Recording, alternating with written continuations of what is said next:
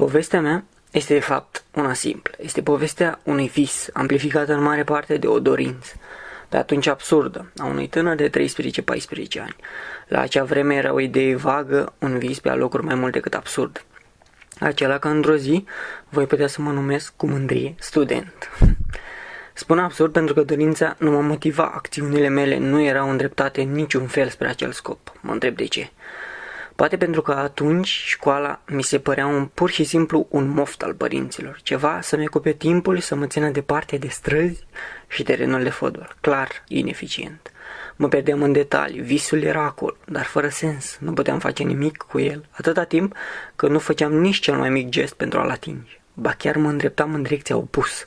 Aveam mai multe prezențe pe terenul de fotbal decât am avut vreodată în școala generală. Era nevoie de un moment să mă trezesc. Acesta a venit undeva în vacanța de vară, înainte de clasa 8. Eram la bunici, iar o discuție undeva la umbră cu bunicul mi-a schimbat în mare parte viața. El mi-a dat un sfat. Spunea, toată viața mea am fost un om fericit, am avut familie, liniște și totul a descurs de la sine. Singurul regret e poate că nu am învățat. Am rămas în același loc toată viața din cauza asta. Iar lumea asta, Dumnezeule, e mult prea mare și prea frumoasă să nu încerci măcar să o vezi. Încearcă. Acela a fost impulsul, era clar, eram conștient de situația mea, trebuia să învăț dacă vreau să evadez, așa cum spuneam pe atunci. Așa au apărut planurile, multe și amestecate. Vreau la liceu. Părinții erau mai mult decât surprinși, dar au înțeles și m-au susținut. Munca începea să-și arate roade. Eram surprins și eu că pot. Era prima dată când m-am lumit leneș, dobitoc și nerecunoscător față de ei mei.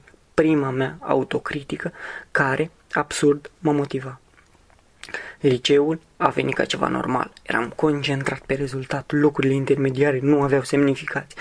Dar totuși, liceul e liceu, are ispitele și distracțiile sale, a fost fabulos. La fel și finalul, medii mari și bacul luat destul de ușor. Eram mereu surprins de mine. Undeva, când totul s-a terminat, m-am oprit brusc într-o zi, în vacanța de vară și am exclamat, păi ești prost? Eram pur și simplu surprins, era real. Era parte din mirajul ce devenise realitate. Vara a trecut enervant de greu. Condiția socială a familiei a bujia câteva probleme. Dar totul a fost bine. Poate prea bine.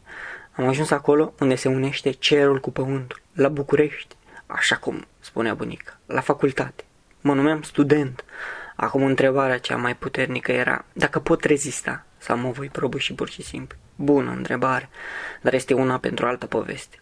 Acesta e la final. Visul nu mai e nici pe departe un vis.